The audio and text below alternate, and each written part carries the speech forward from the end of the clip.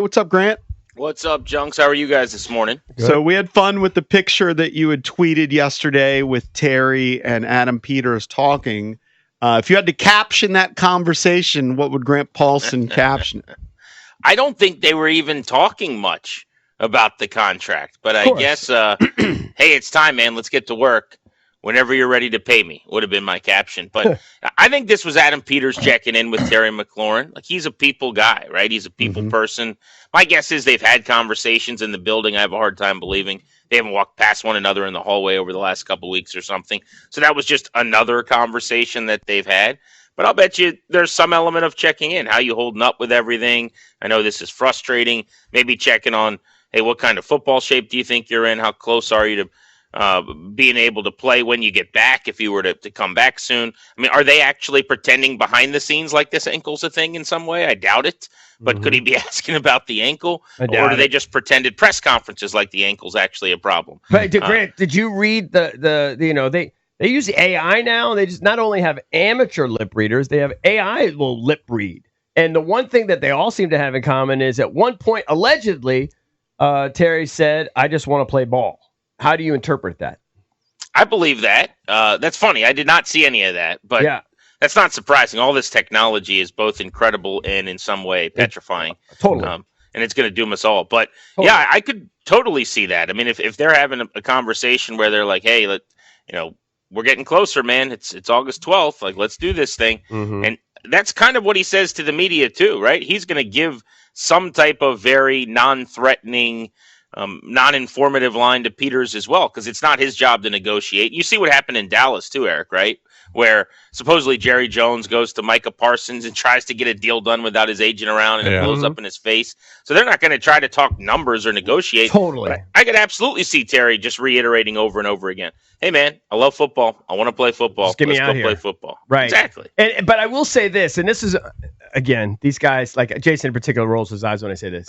I truly believe it's one of my best skills. I don't have many skills. I got like one or two. I think I'm great at people reading. That when I saw that, I didn't think like antagonistic. We want to knock each other out, but I also didn't think like high-fiving. These are two best buddies right now. No. You know what I'm saying? It seemed there was but they may not be like that even if he has a deal. They might not, but I just sensed a little tension, just the way the hoodie, the hands in the pot. There was a little standoffishness. I mean, I think it was fine. I'm not saying it was bad, but it was different than him like hanging around Jaden and hanging around, even DQ and some of the coaches. Which is totally expected, in my opinion, right? Yeah. If you're in a massive contract standoff and your agent and CK are at odds and screaming at each other, and you're at the radio station, you're not going to be sitting in his office high-fiving him, right? 100%. So I think that is probably true. The body language, I'm not a body language guy. I hate when people are like, he looks upset, he looks this. But he's got the hoodie pulled over his head. He's kind of slouching and walking. Yeah, it's not – he did not look like he was, Mr. Happy-Go-Lucky. That having been said, he had a choice to not be down there yesterday. What was notable about yesterday to me was, Eric, he had not been at a practice – like while it was going on at any point during any of this. And I understand that fans weren't there, but there have been a lot of practices when we're out there and fans aren't there. There's never been less fan access at practices than this year. And he made the decision to waddle down to the field. Now, I think the reason was this scrimmage that they did yesterday, which they really leaned heavily into, by the way, and like made a big deal. Right. It was a fun thing for the players, and there was a lot of trash talk in the building, and they did a coin toss, and they were giving something away to the winners. And I think he misses it. I think he was intrigued and wanted to see it and wanted to watch, and it kind of was cooler and more fun than sitting in the training room doing nothing, talking to the same guys for the 83rd straight day.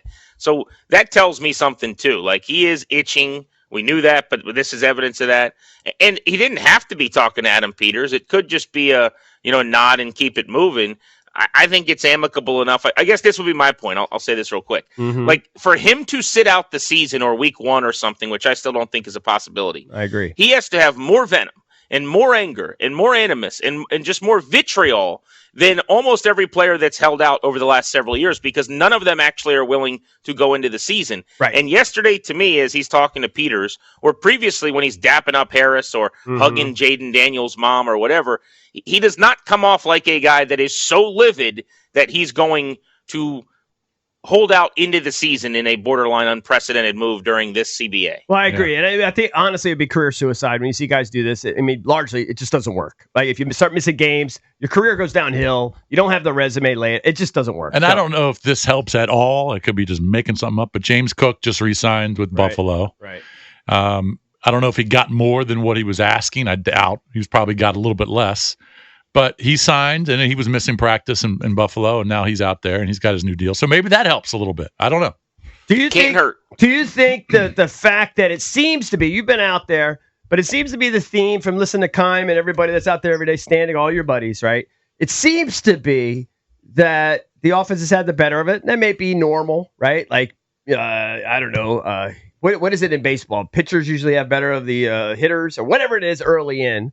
But it seems like the one thing people are noticing is the lack of depth at receiver.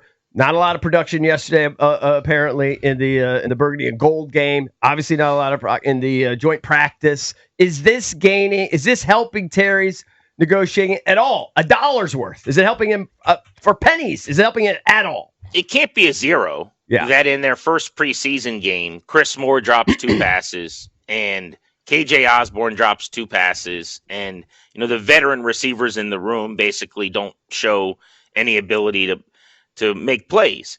It can't be a zero. Do I think it's going to change their negotiational tactic, or Adam Peters walks into Brandon Sosna's office, who's doing the contract, and says, "Get this thing done"? No, but it's also overstated when I had a bunch of people, blowing up my timeline suggesting, well, these receivers don't matter at all. Who cares if they're dropping passes? What are you talking about? Right now, Terry McLaurin's not on the team. So until he is, you don't count him on the receiver room. Noah Brown's been hurt for weeks. By the way, Noah Brown is always hurt. Noah Brown is not a Texan because he got hurt a lot. Noah Brown came here and had an injury initially. Noah Brown finished last year unavailable to play with a lacerated spleen. Noah Brown got hurt in minicamp. Noah Brown's hurt now in training camp. So everyone's just like, well, Noah Brown will be back. He'll be your number 2. Until he isn't, possibly. That is the book, right? Debo I don't view as this traditional receiver, although he'll line up at receiver plenty. But my point is, when you go out to practice, yesterday I'm watching practice, you know who's running at number 1 wide receiver a ton? I'm afraid Luke to McCaffrey hear and KJ Osborne. Wow. Yeah, When I was at basically on the first team starting offense for the first 10 days of training camp, Chris Moore got as many first-team reps as anybody not named Deebo Samuel and Luke McCaffrey, the guy that dropped the 2 passes in the preseason. Yeah. So it might very well be true that he is the wide receiver 6 or 5 or whatever when their plan comes to fruition in 3 weeks. But for right now, on their first rep of an 11-on-11 or yesterday's fake game that they played, KJ Osborne is opposite Luke McCaffrey, Deebo Samuel's in motion, and Jaden Daniels had the worst practice I've ever seen him have, which is not a big deal, but it's also related. Yeah. He was sub 50%. They were constantly throwing incomplete passes to covered receivers. He was the least sharp he's been. By the way, the offense got absolutely dominated yesterday. Barely got first downs, couldn't get across midfield, didn't score a point. I'm not overly concerned about that. But your point is, does any of that matter? And I would say, how could it not, at least if you're Adam Peters, confirm your prior that you're probably not good enough at receiver if McLaurin and Brown aren't available to you?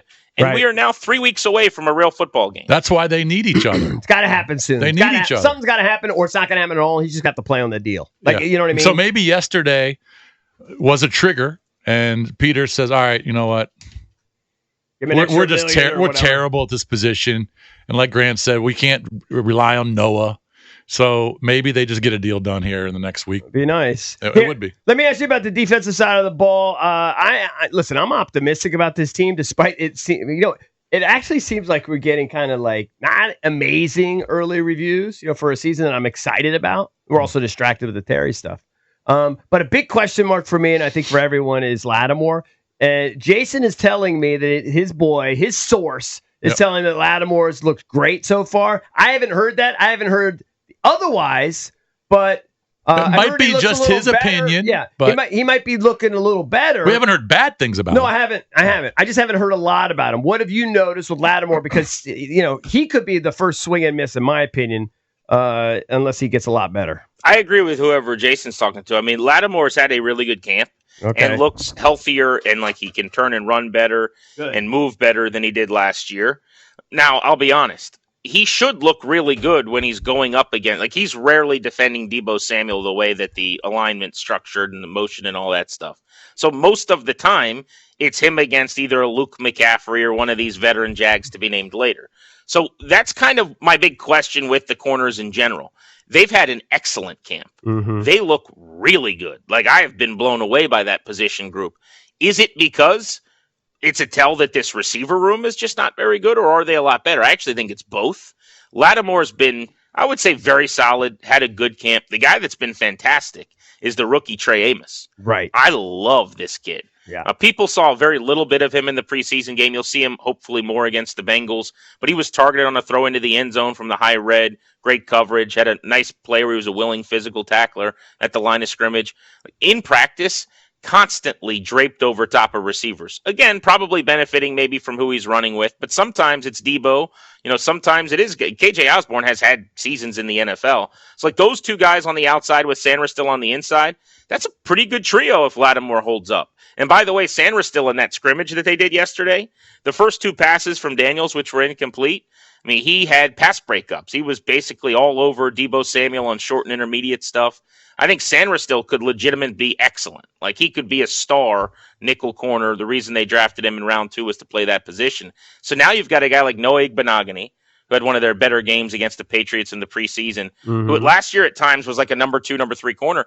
Now he's 4th or 5th on the depth chart. They've shoved everybody down by adding multiple pieces here. Jonathan Jones didn't play in the scrimmage yesterday, but is a pretty solid veteran who's had a good camp. So I think it's their most improved position, honestly. Yeah, I agree with you. Who looked good on the second team offense, Hartman's offense? Who had the best day on the second team offense was Demetric Felton, the running back who led them in rushing attempts and yards. Yeah. We were talking about this on G&D yesterday. So think about it this way. Their running back room, guys, is basically like a starting rotation with a bunch of fourth starters. You know what I mean? Mm-hmm. They don't have a great running back. I will acknowledge that. But they are deeper with Jag-type, like NFL caliber running backs than they've had in a while in this sense. Brian Robinson, Eckler is really good in his role. This kid, Ja'Cory Krosky-Merritt, everybody's talking about, is going to make the team. Chris Rodriguez averaged 5 yards a carry in his career so far, plays well whenever he plays. I don't think there's a big gap between him and Robinson. He probably doesn't make the team. Jeremy McNichols last year played a ton, was one of their better players in some games. He may not make the team if they don't keep 4. And then you've got Felton, who's played in the NFL, been on fantasy teams, who led them in rushing in the preseason, who was maybe the best player on the field in terms of stats in this scrimmage game yesterday. So they got 5 guys for 3 or 4 spots. They're going to cut veterans that end up getting carries somewhere. What about, we keep asking people, what about Kinlaw? Because I feel like he's kind of a pivotal piece of the defense. I haven't heard much. So it's been very quiet on him, I would acknowledge, but I think that's maybe the plan. My guess is they've brought him in here. And they, by the way, it's so funny to me that they're so worried about paying Terry McLaurin a few million too much. Know. And the contract they gave Javon Kinlaw, still when I talk to people, like all these national folks that come in to cover the team for practice for a day, they're like, I don't know, man. That makes no sense. Can't believe they gave him that much. Yeah. But having said that, I think their plan is they had to get better stopping the run. Saquon Barkley is the key to the king, has the key to the kingdom for the Eagles and is the team that they're chasing. And they're going to basically ask him to be like a smart car in the middle of the formation. Like, I promise you guys, he's the biggest person I've ever seen on a football That's what field. Everyone says. I mean, you can't, like, it's almost embarrassing to say, but like, he walks past you and you kind of go, holy crap, like, that's a huge human being. Yeah. So I think they're just going to ask him to take up space, take on blocks, be a space eater so that Payne and Newton can actually pass rush and get up the field. And I say that to say, like, that's not sexy. You're not going to notice that very often. And that's probably what's been happening. But he's not a guy that has flashed or stood out to me a ton. There's certainly been times where he's gotten into the backfield for a TFL or he's gotten a pressure that maybe could have been a sack if they blew a whistle. But he's been quiet. I would say of the new guys that they brought in defensively, the guy that I think that's really stood out, and I thought he was awesome in the scrimmage game yesterday, was the safety Will Harris from the Saints. I wonder if he can cover a little better than Jeremy Chin. You know, the way that they're deploying him and using him, it seems like he runs with guys in the middle of the field more. The book on him was, this is a thumper, this is a physical, violent hitter, a guy that is one of the most, I hate using the word feared, but like the players that everyone knows just doesn't give a bleep and will pay the fine basically in the league. He actually had a play in the scrimmage yesterday on the sideline where Michael Gallup was trying to catch a pass that had been broken up by Amos and was like popped up in the air. And Gallup's like got his toes down just inside the chalk, and he's bringing in the ball, and Harris comes and eviscerates him, and the ball goes flying. And Cliff Kingsbury, who was essentially playing head coach yesterday in this scrimmage, comes over and he's like, Will, we don't need that. We don't need that. But like, he can't even, on a game like yesterday, he can't even hold himself back. But he's been really good. Like, he had a couple of huge moments yesterday in the scrimmage where I said, all right, this guy might be able to play a little bit. During the scrimmage, would Quinn go out there and stop play and I don't know, teach or coach and point out certain things, or did they just stay off the field? Jason, it was super cool. It was like, I'd imagine, I've never been to one. I'm sure you have. It was like a spring game for college. Yeah. So basically, like, different colored jerseys. They did a coin toss. Everything was authentic to a game. The only time they did anything that was not like game situation, I mean, I've quite literally never seen a team have like that legitimate a game with each other, was there was a 4th down play at close to midfield where Daniels threw an incomplete pass on like a middle of the field dig to KJ Osborne, and the referees ruled it incomplete. And Dan Quinn came out and challenged it and pretended like it had been overturned, probably because the offense literally couldn't get a first down or stay on the field. And so then they got a new set of downs and immediately went 3 and out after that. But that was the only time where something happened where you're like, what was that? Like, that wasn't a football game. Everything else, it was. And the other kind of quirky thing was, and maybe not surprising, nobody ever punted. It's like 4th and 10, 4th they're and just 12. going for it, yeah. As long as they were past like the 40-yard line, everybody was going for it, which was kind of fun. But well, the thing Trent I liked barely most punted was, last year. What's that? Trent barely punted last year. That's true. Yeah, I mean, there's going to be a lot of going for it on 4th down as it is, because you got the cheat code in Jaden Daniels. But I love that Dan Quinn's idea on this thing was to let some of the assistants execute the play calls. So Tavita Pritchard, the quarterback's coach, was the OC on one sideline, and then you had Brian Johnson, the former OC play caller of the Eagles, on the other sideline. And you could tell he was having fun. They ran a hook and ladder by design, like a Ben Johnson hook and ladder in the high red that worked, which was cool. They ran a speed option. I think those guys had a lot of fun getting to actually call plays. And they're off today, right? And then back at it tomorrow, right? Yeah, so no media access today. They've got a long break. The reason they even did this was when the schedule came out, they knew they were a little bit screwed. So they got that Friday night New England game and then had to wait all the way to Monday. Monday, right. So Dan Quinn was super worried about just the monotony that sets in, and you're supposed to be ramping this thing up. Mm-hmm. So that's why they came up with this plan to have this kind of de facto game yesterday. And then, yeah, they'll be back working out at the facility through Saturday. Sunday will be closed, and then Monday Night Football with the Bengals in town. And Cincinnati supposedly is going to play their starters a ton in that game, which will be cool. They're trying to flip the script on their last few seasons. See a lot of starters for Washington. Me too. I'm skeptical about any length for the starters. Like, what do you guys think? I mean, I personally would love to see the offense and Jaden Daniels play for a few quarter. series. I would like to see a quarter. Well, I was convinced, Exactly. Grant. I don't know who it was explaining it. Probably Kime.